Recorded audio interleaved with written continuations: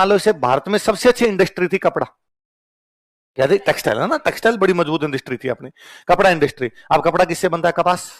अब अंग्रेजों की कंपनी बहुत मजबूत कंपनी थी, बहुत पैसे वाली कंपनी थी, वो किसी किसान के पास गई और जाके कहा भाई तू ये कपास जो तेरे होती है किस भाव से बेचता है? तो उसने मान लो कह दिया कि मैं तो इसको 500 रुपए क्विंटल में बेचता हूँ। तो तेरे कितने क्विंटल होती है? तो मान लो मेरे 10 क्विंटल होती है, तो कितने रुपए होते हैं तेरे? तो उसने कहा मेरे 5,000 रुपए होते हैं। तो 5100 पकड़ हमें दे दे। तो रॉ मटेरियल पूरा का पूरा कौन ले गए? अंग्रेज। तो अपने देश में रॉ मटेरियल क्या हो गया? समाप्त। जब अपने देश में रॉ मटेरियल समाप्त हो जाएगा तो अब मान लो थोड़ा बहुत जो बचेगा उसको खरीद के हमारे यहाँ के लोग कपड़ा बनाएंगे, तो सस्ता होगा कि महंगा? तो एक तो अपना कपड़ा क्या हो गया? महंगा। अंग्रेज बल्क में बनाएंगे तो उन वाला क्या हो जाएगा? सस्ता। तो अंग्रेजी माल सस्ता और हमारा माल महंगा, तो हमारा माल बिकेगा कम, अंग्रेजों का बिकेगा ज्यादा। अब जब किसी का बिकेगा ही नहीं तो फैक्ट्री बंद ही तो होगी। जब फैक्ट्री बंद होगी तो मजदूर मजदूर बेरोजगार। दूसरा, अंग्रेजों की क्रांति हो गई थी औद्योगिक क्रांति। कौन सी हो गई थी? कुल औद्योगिक क्रांति का मतलब वहां मशीनें बन गई। क्या बन गई थी? मशीन। अपने कपड़ा कैसे सिला जाए? हाथों से। वहां पे कैसे था? मशीनों से। मशीनों वाला कपड़ा अच्छा होगा हाथ वाला? ज्यादा फाइन होगा, ज्यादा बन सकेगा उसके अंदर। तो अब लोगों को लगता है कि यार ये ज्यादा अच्छा भी मशीन वाला है, सस्ता भी मशीन वाला है, तो फिर वो अपने वाला क्यों खरीदेंगे? वो किससे खरीदेंगे? अंग्रेजों का। तो अंग्रेजों का माल इतना ज्यादा आ गया था कि हमारे उद्योग धंधे क्या हो गए थे? बंद। अतः हमारे जो मजदूर थे वो क्या हो गए थे? बेरोजगार। तो अब वो किधर जाएंगे? वो खेती की तरफ गए। किधर गए भाई? होता क्या, हम 4 भाई हैं, 2 भाई करते हैं खेती, 2 भाई करते हैं फैक्ट्री में काम। ये था। अब फैक्ट्री बंद हो गई तो 2 भाई भी कहां पर आएंगे? खेती में। तो अब खेत छोटा पड़ जाएगा। अब एक अनार 100 बीमार। और खेत छोटे होंगे तब एक तो उनकी इनकम क्या होने लग जाएगी? कम। और उपज जो होगी वो होने लग जाएगी कम। खेत जब बड़ा होता है तो किसान के पास में रिसोर्सेज ज्यादा होते हैं, किसान उसके अंदर इन्वेस्टमेंट ज्यादा कर सकता है, उसमें खाद बीज का प्रयोग कर सकता है, दूसरी चीजों का प्रयोग हो सकता है। लेकिन अब वो दूसरी चीजें, बड़ा किसान होता है तो कहता है कुआं खुदवा लूं, छोटा किसान होता है उसको लगता है इतने रुपए नहीं है, कुआं कहां से खुदवा लेंगे। पहले भारत का ज्यादातर व्यापार वाणिज्य हुआ करता था लैंड रूट, है ना। और लैंड रूट से आप कहीं से भी जाओगे तो राजस्थान बीच में आएगा भारत के। भाई भारत में किधर किधर व्यापार हो सकता है? भारत व्यापार कर सकता है अफगानिस्तान के साथ, भारत व्यापार कर सकता है पाकिस्तान के साथ, भारत व्यापार कर सकता है ईरान के साथ। यही तो अपना नजदीक देश, सब में राजस्थान क्रॉस होगा। आप कलकत्ता से जाओगे तो राजस्थान क्रॉस करोगे, दिल्ली से जाओगे तो राजस्थान क्रॉस करोगे, बॉम्बे से जाओगे तो राजस्थान क्रॉस करोगे। बिना राजस्थान क्रॉस के रास्ते नहीं थे। सारे के सारे अपने रास्ते किसके अंदर से होके जाते थे? इसलिए ना राजस्थान में इतने किले हैं। ये राजस्थान में ज्यादा किले हैं ना, उसका कारण ये है कि जितने ट्रेड रूट थे उन ट्रेड रूट पे क्या बनाए गए? किले, ताकि सुरक्षा, सिक्योरिटी। भाई कई बार मैं कहता ही हूँ कई बार कि बड़ी सोचने वाली बात है।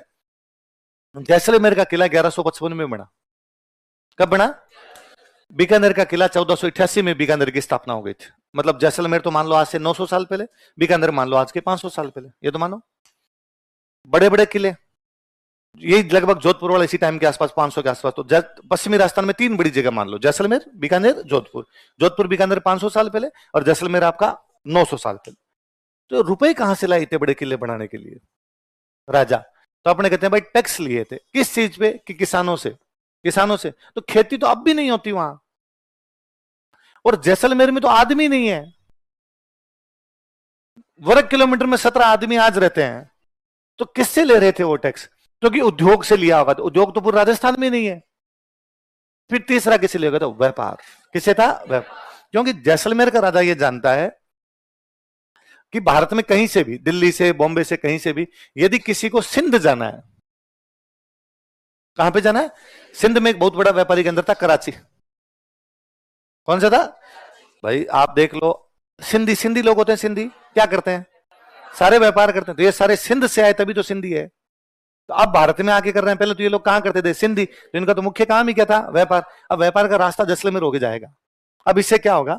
अब मान लो एक दिल्ली में रहता हूं, मैं एक सेठ हूं, दिल्ली का सेठ हूं, और मैंने मेरा सामान भेजना है। कहां भेजना है? कराची। तो यहां पे जैसलमेर के राजा ने कहा भाई तुम यदि इधर से इधर सामान भेजोगे तो मैं यहां टैक्स लूंगा। किस बात का? तो मैं तुम्हें सिक्योरिटी दे दूंगा। क्या दे दूंगा? और उस समय व्यापारियों को सिक्योरिटी बहुत जरूरी हुआ करती थी। तो उनका ठीक है भाई, हम तुम्हें सिक्योरिटी देंगे, तुम हमें क्या दे दो? हम तुम्हें टैक्स दे देंगे, तुम हमें क्या दे दो? सिक्योरिटी। अच्छा, ये तो राजा की बात होगी। अब मान लो जैसलमेर में भी एक सेठ जी बैठे हैं। उन सेठ जी ने कहा दिल्ली वाले सेठ को, यार तू इतनी दूर जाएगा, इससे अच्छा तू मेरे तक पहुंचा दे, मैं आगे पहुंचा दूंगा। इधर वाले का तू मेरे तक दे दे, मैं आगे दे दूंगा। तो बीच में तेरे क्या चाहिए? कमीशन। ठीक है यार, इतना लंबा नहीं पड़ेगा, मैं आप तक भेजूंगा और आप वहां तक भेज देंगे, ये भी ठीक रहेगा। अब ये जो जैसलमेर में सेठ जी बैठे हैं, इनको सामान यहां से यहां भेजना है, यहां से यहां भेजना है। तो सामान भेजने के लिए लोग तो चाहिए। तो जो जैसलमेर में ऊंट गाड़ी वाला था उसको सेठ जी ने कहा तू सामान बेच गया। ऊंट गाड़ी वाले की कमाई। सेठ जी के भी कमाए, राजा के भी कमाए, पूरा इकोसिस्टम है, पूरा पूरा इकोसिस्टम डेवलप कर लिया। ये का ये भी बीकानेर साइड के तो मेरे को व्यापारिक मार्ग याद है कि मान लो अफगानिस्तान से किसी को भारत में आना है, तो पूरा रूट था उनका कि अफगानिस्तान से वो आते पाकिस्तान, पाकिस्तान में एक जगह पड़ती है मुल्तान, है ना, मुल्तान, मुल्तान से पाकिस्तान में एक जगह पड़ती है बहावलपुर। कौन सी है?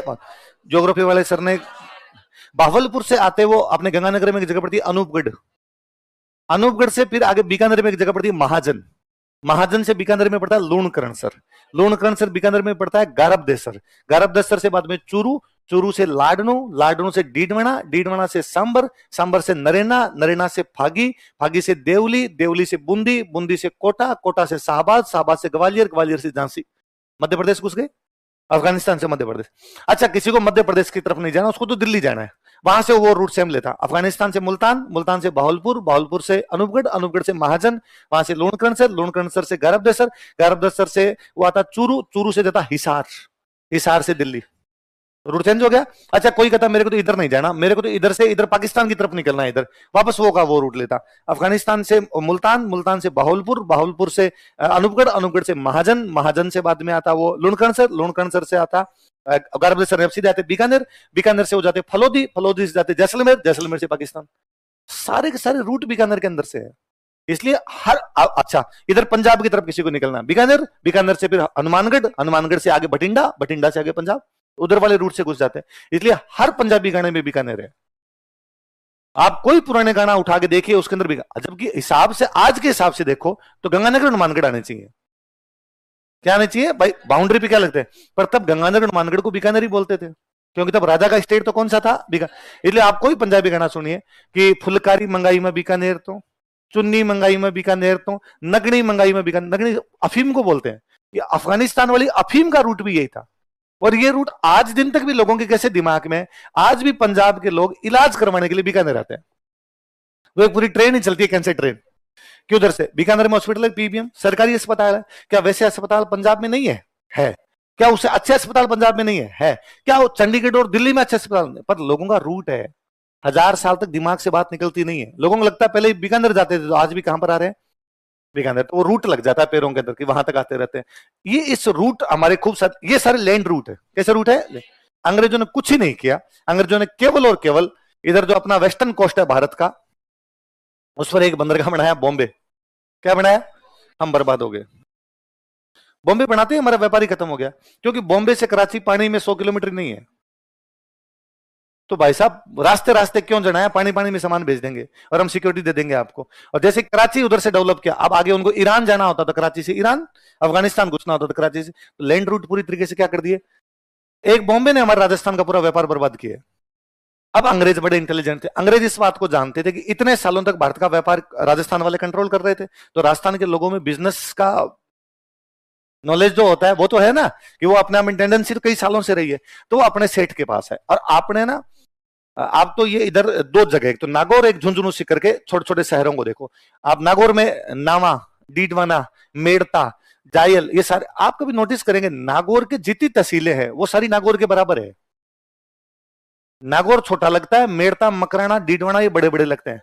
ये का ये सेम आप झुंझुनू सीकर के अंदर देखेंगे, जितने बड़ा झुंझुनू है उतना ही बड़ा मंडावा, नवलगढ़, डूंडलोद, मलसीसर, बिसाऊ, कारण की मंडियां थी।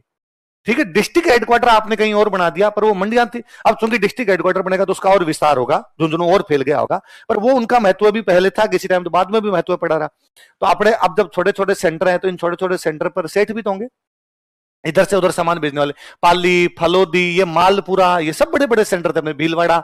अब वो अंग्रेज अपने सेठों के पास आए और अपने सेठों को आगे कहा कि सेठ जी क्या हाल है, सेठ जी ने मरा दिया यार, तुमने उधर बॉम्बे बना दिया, हमारा तो बिजनेस खत्म हो गया। तो अंग्रेजों ने कहा तो आप बॉम्बे में दुकान खोल लो, दुकान ही तो है, कुचामण दुकान खोल के बैठे, बॉम्बे खोल लो।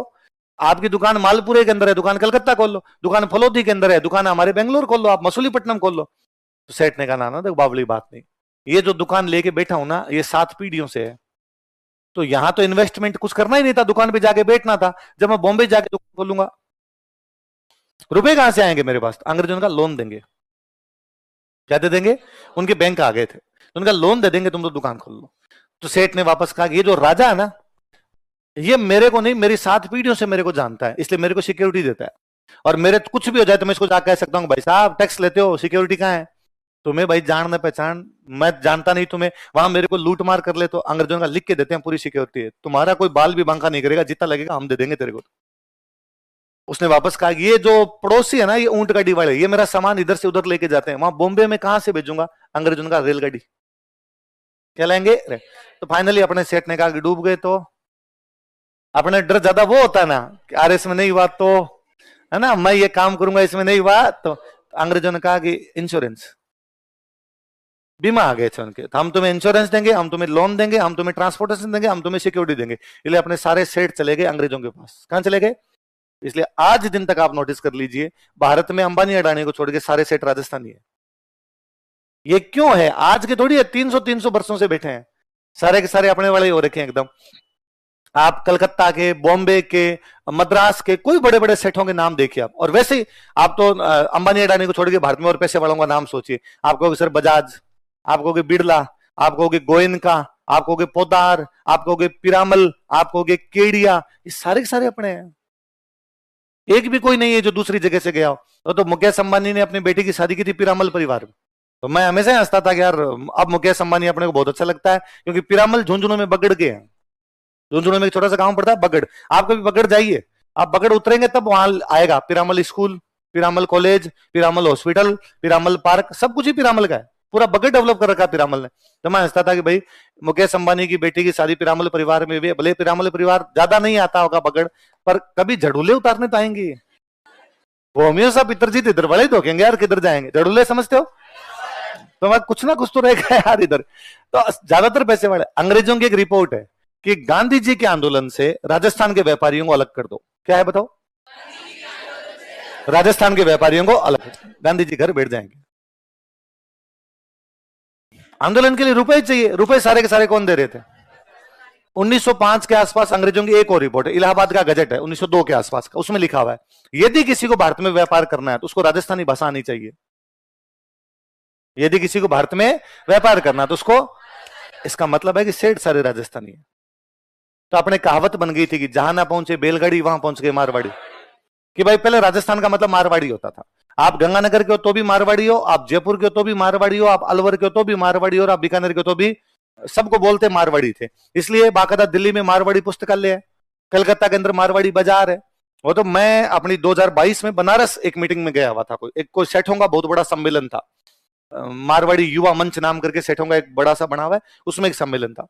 तो मैं उसमें कोई 5-7 मिनट का भाषण था मेरा, तो मैं भाषण देके नीचे उतरा तो कुछ लोग मेरे से मिलने के लिए आए। तो एक सेठ जी ने मेरे को आते ही कहा कि अरे यार तुम जो बोले थे ना, तुम मेरे को यार गांव याद दिला दिया यार, तुम बहुत अच्छा बोले, एकदम मेरे वाली बोली बोले। कहाँ के हो तुम? तो मैंने कहा सेठ जी मैं तो बीकानेर का हूँ। सेठ जी आप कहाँ के? सेठ जी ने कहा मैं कुचामन का हूँ। नागौर में कुचामन है? तो मैं, सेठ जी बीकानेर नागौर टच में करते हैं, तो मेरी वाली बोली आप वाली बोली थोड़ी टच करती है, तो आपको याद आया होगा गाँव। तो पर सेठ जी अभी आप कहाँ रहते हो? तो उनका मैं गुवाहाटी रहता हूँ। तो सेठ जी गुवाहाटी आपका परिवार कब गया था? 1822। हम ये बात 2022 में कर रहे थे। सेठ जी का परिवार, आपने तो अभी तक ही गुवाहाटी नहीं गए। सेठ जी का परिवार 200 साल पहले चला गया। तो सेठ जी को मजाक आते, मैंने कहा सेठ जी अपने गुवाहाटी तक ही आगे चले गए? तो उन्होंने कहा भाई अरुणाचल प्रदेश के बॉर्डर तक तो अपने चले गए, है ना, और भारत सरकार अनुमति नहीं देती, वरना चीन में भी जोधपुर मिष्ठान भंडार खोले। यार व्यापार हमारे खून में था, जिन्स के अंदर था, तो हम व्यापार जानते थे।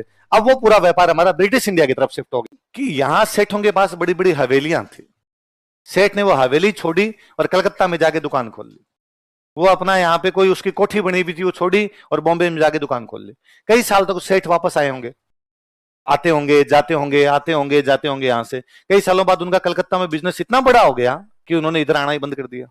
तो इधर वाली उनकी जो हवेलियां कोठियां थी उन पर अपने जैसे लोगों ने कब्जे कर लिए, और सेठ होने छुड़वाए भी नहीं। ये बात ठीक है, और कमाएंगे। फरी बो चरी बादो भूखो मरी, फरी बो चरी, जो फिरेगा वो चरेगा, बादो भूखो मरी, जो बंधा रहेगा वो मुर्जा। सेठों का विजन था, वो बहुत आगे का सोचते थे, बहुत बड़ा सोचते थे, इसलिए उन्होंने कमाई भी की। अपने सोचते इतना सा है, आते हैं आईएएस की तैयारी करने, फिर आते हैं आरएस पे, फिर चढ़ पड़े हैं। तो लिनन का वैसा सेट रहा होगा, तो इतना ऊंचा चढ़ावा। अगला प्रधानमंत्री से मिलने गया था, वो अपने को प्रधानमंत्री बुलाने तो 3 दिन प्रेस करे कि भाई इधर की उधर नहीं हो जाए कुछ ना कुछ, पर कोई असर नहीं। उसने यार मिल के आना था। आदमी महत्वपूर्ण होता है, कपड़े महत्वपूर्ण थोड़ी होते हैं। जब आदमी एक लेवल पे चला जाता है तब इस प्रकार की बातें कर सकता है कि नहीं यार ये महत्वपूर्ण नहीं होता, मैं महत्वपूर्ण हूं क्योंकि आज प्रधानमंत्री तेरे को बुला रहा है, इसका मतलब महत्वपूर्ण तो है, ये तो अपने बड़ी बात है। तो ये बॉम्बे बंदरगाह के बाद में अपने सारे व्यापारी किधर शिफ्ट हो गए थे, अगला